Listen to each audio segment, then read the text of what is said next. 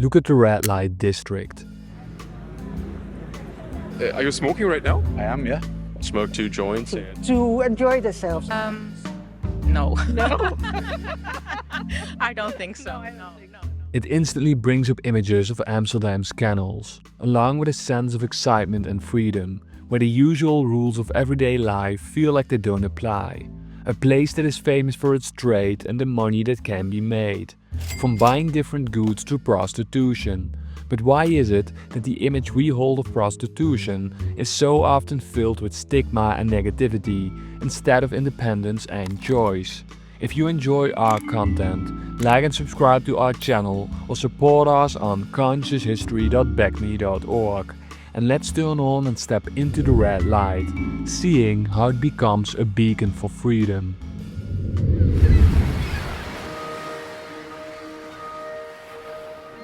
Money and trade are in the bloodline of Dutch history. What started as a fishing village near the dam on the Amstel River gradually evolved into Amsterdam, a city whose economy floated on herring and beer. Traders and sailors cruised through the streets looking for good memories and companionship. The price of 1 hour with a prostitute, a word that was not used during that time, amounted to a day's wage. Many women were working in extremely hard labor jobs under poor conditions, such as in the weaving industry. They noticed that prostitutes had nice clothing and more money to spend, which led some to voluntarily step into the labor of prostitution. From the 16th century, the moral compass towards prostitution in Amsterdam changed. Women who voluntarily chose prostitution were often stigmatized. Plans were even made to require them to wear a piece of fabric to mark them as non-honorable women. Prostitutes faced threats, exclusion, and in most neighborhoods a curfew was set to protect them from street violence. In the Golden Age, money flourished in all professions, also prostitution. Many women chose not to be influenced by the stigma and presented themselves as businesswomen, opening so-called playhouses, where they lived with a small group of women.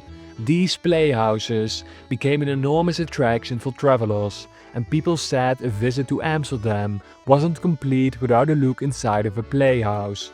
Outside, things looked calm as carriages passed by, but inside it was one big party. The French term Maquerelle, which referred to a female brothel keeper, was derived from the Dutch word Makelaar, which today still means broker. At these playhouses, women didn't stand half naked at the door to lure customers inside. Instead, they wore the most beautiful and elegant dresses, rented from the businesswoman who owned the house. Once inside, the Dutch women were very direct, which was a shock for visitors from different cultures visiting Amsterdam. During this time, the city of Amsterdam decided to introduce street lighting, installing lampposts with oil lamps. Every evening, a lamplighter would walk the streets to light them. The goal was to improve safety on the streets, but an unintended result was that the lights served as a spotlight for the working ladies, contributing to the growth of prostitution. After the Golden Age, prostitution was more strictly regulated. Prison sentences became longer, fines were increased and fine dresses were more frequently confiscated, forcing prostitution to move underground. Women no longer stood in front of doors, but instead searched for customers, a practice the Dutch called kruisen or tippelen. This is where the word cruising comes from. During the French occupation of the Netherlands, prostitution flourished once again. The reason for this were the Napoleonic Wars and the fact that soldiers and prostitutes were often in each other's company. The influence of French culture brought with it a sense of refinement and luxury. Brothels, especially those catering to the French elite, began adopting a more elegant atmosphere, inspired by the social circles of Paris. This period gave these institutions a well-deserved status, and, in the Dutch way of thinking, led to an increase in prices. Speaking of things getting expensive, you know what's still free? Subscribing to our channel. Just hit that shiny red light subscribe button, and if you're enjoying our content, Why not show us some love, like you would in the actual Red Light District, and support us on conscioushistory.backme.org. Except this time, you're not paying for... let's continue. After the Napoleonic Wars, stigma around prostitution began to grow across Europe, but in Amsterdam it was not forbidden. As a result, working girls from various cities came to the so-called City of Sin to test their luck and be free in their profession. The mobilization of large groups of people had always increased prostitution in Amsterdam. After World War I, prostitution grew, and after World War II, it expanded even more. Many Allied soldiers saw Amsterdam as the perfect retreat, and this led to one thing: media coverage.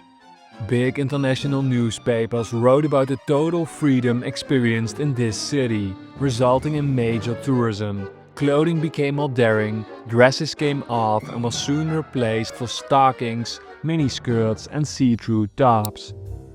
What about the famous red lights, I hear you thinking?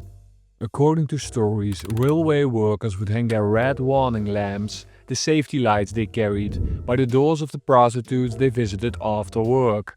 These red lights soon filled the streets, giving Amsterdam the reputation of a swinging city. The Dutch quickly adopted new ways to generate money: window brothels, museums, shops and even theaters where people could witness intimacy live.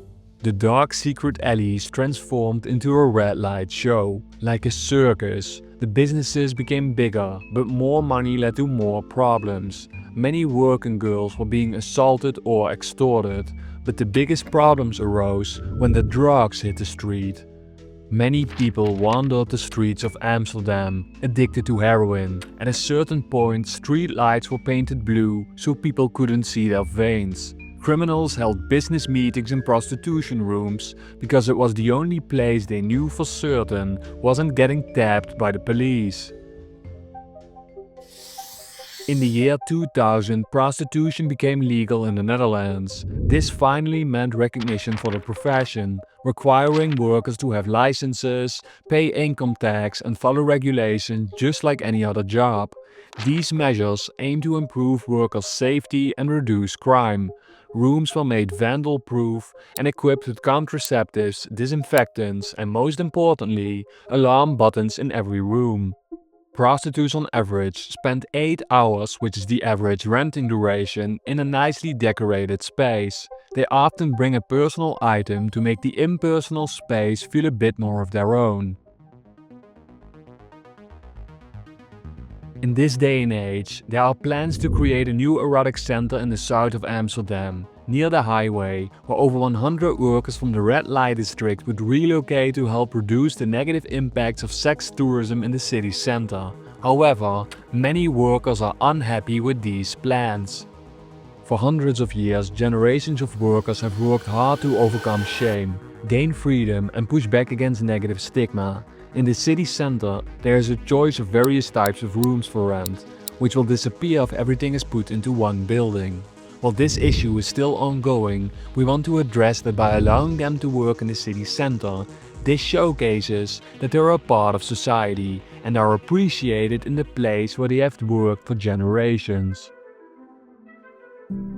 If you ever visit Amsterdam, with its old streets along the canals, beautiful museums and iconic red lights, and find yourself walking through the heart of the city, take a stroll to Old Church Square, known in Dutch as Oude Kerksplein, to see the statue Belle, also known as the Beautiful One. The statue depicts a woman standing in a doorway at the top of a small staircase, with her hair pinned up and wearing high heels. She stands with her hands on her hips, head held high, confidently looking out as if ready to face the world.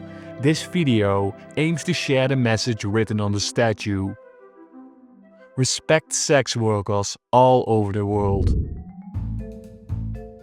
Did you know about the history of the Red Light District? What did you think about the story of the red lights, or the word kruisen, and the fact that the city of Amsterdam had always been known for a place that stood for freedom?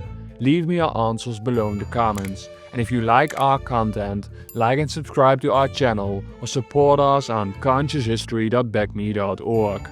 We love making these videos. See you next time at Conscious History.